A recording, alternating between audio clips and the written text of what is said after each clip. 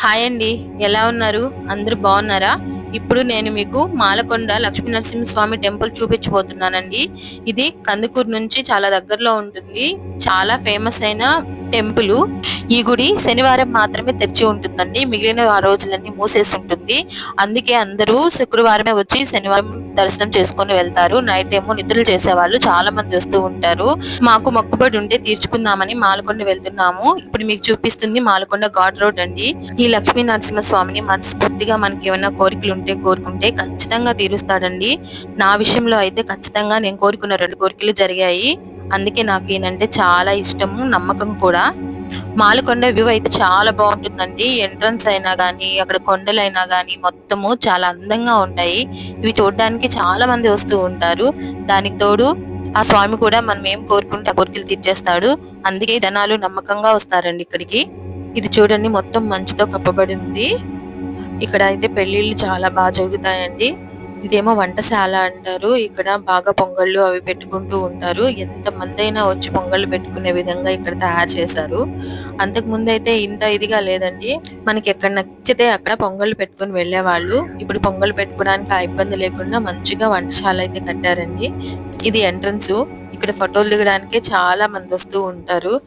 చాలా అందంగా ఉంటుందండి మాలకొండ. ఇప్పుడు మనం వచ్చింది వెహికల్స్ వచ్చే దారిలో వచ్చేసామండి. ఇది కాకుండా ఇంకొక ఎంట్రన్స్ ఉంది. అది మెట్లు పూజ చేసుకోవడానికి ఎక్కువ మంది మెట్ల ద్వారా నుంచి వస్తూ ఉంటారు.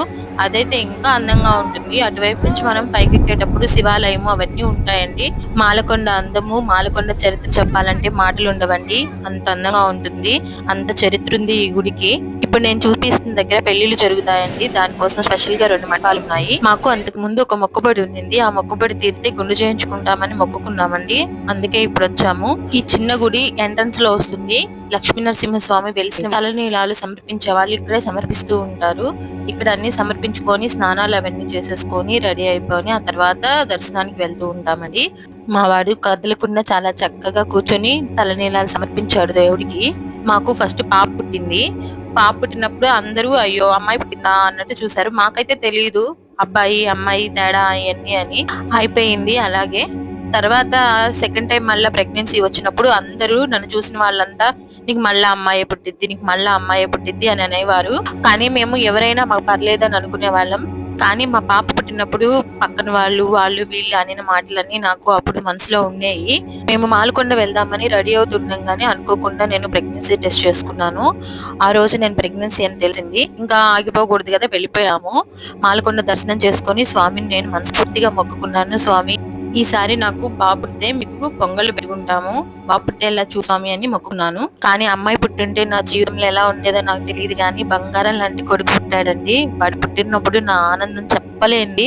మన మనసులో ఎలా ఉన్నా కానీ పక్కన వాళ్ళని చూసి వాళ్ళ అనే మాటలకి మనకి చాలా అనిపిస్తూ ఉంటది కదా, ఈసారి అమ్మాయా అబ్బాయా అని వాళ్ళ మాటలకి. నేను అలాగే ఫీల్ అవుతూ ఉండేదాన్ని. కొంతమంది అయితే నేను అడగకుండానే చెప్పేవాళ్ళు, నీకు అమ్మాయేలే ఈసారి, నువ్వు తగ్గిపోయావు, పాప ఇదిగా ఉంది. నాకు కొంచెం బాధగా అనిపించేది. కానీ దేవుడు నా జీవితంలో మిరాకిల్ చేశాడండి. నేను ఆ రోజు మొక్కు ఖచ్చితంగా నాకు నెరవేర్చాడు. అందుకే నేను ఆయన్ని అంతగా నమ్ముతాను.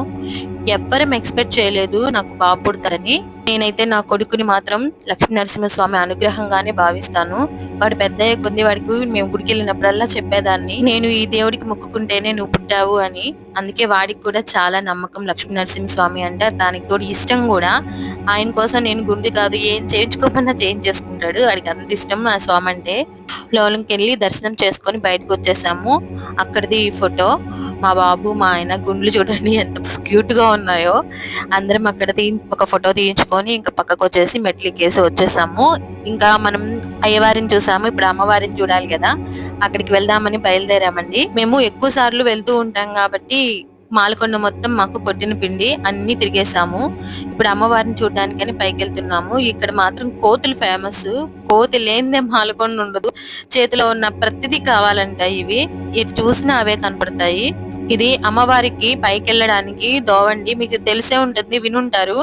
సన్నటి దోవ ఉంటుంది. ఎంత లావు వాళ్ళైనా ఈ దోవలో నుంచి ఎక్కి రావచ్చు. అమ్మవారి గుడికి వెళ్ళాలంటే కంపల్సరీ ఇందులో నుంచే దాటి రావాలి. ఇవే 2 కొండల మధ్య చిన్న తోవలాగా ఉంటుందండి. చూడండి ఎంత సన్నగా ఉందో. అందులో ఒక్క మనిషి మాత్రమే పట్టగలరు. ఇంకా పైకెళ్ళి అమ్మవారిని కూడా దర్శనం చేసుకొని ఇప్పుడు దిగేసామండి. ఇది చూడండి వ్యూ ఎంత బాగుందో. ఇక్కడ పైన అమ్మవారు స్వామి ఇద్దరు కలిసి ఉండే విగ్రహాలు ఉంటాయి. అవి చూడడానికి చాలా అందంగా ఉంటాయండి. ఇదే మెయిన్. ఇక్కడికి వచ్చి మొక్కుకుంటే మాత్రం కంపల్సరీ మన దేవుడు మన కోరికలు తీర్చేస్తాడండి. ఇది నా నమ్మకం. మీరు కూడా తెలిసి ఉండుంటే ఒకసారి మాలకొండ వచ్చి దర్శనం చేసుకొని మీకు ఏం కావాలో కోరుకోండి, ఖచ్చితంగా తీరిద్ది. చూడండి మన మాలకొండ అందాలు. నేను చెప్పడం కన్నా మీరు చూస్తే ఆ అనుభూతి వేరుగా ఉంటుందండి. చాలా అందంగా ఉంటుంది మాలకొండ. మీకు మాలకొండ చూపించాలనే ఉద్దేశంతో నాకు వీలైనంత విధంగా వీడియో అయితే తీసానండి. మీకు ఈ వీడియో నచ్చితే లైక్ చేయండి, సబ్స్క్రైబ్ చేయండి. మాలకొండలో మీ అనుభవాలు ఉంటే మర్చిపోకుండా కామెంట్ రూపంలో తెలియజేయండి.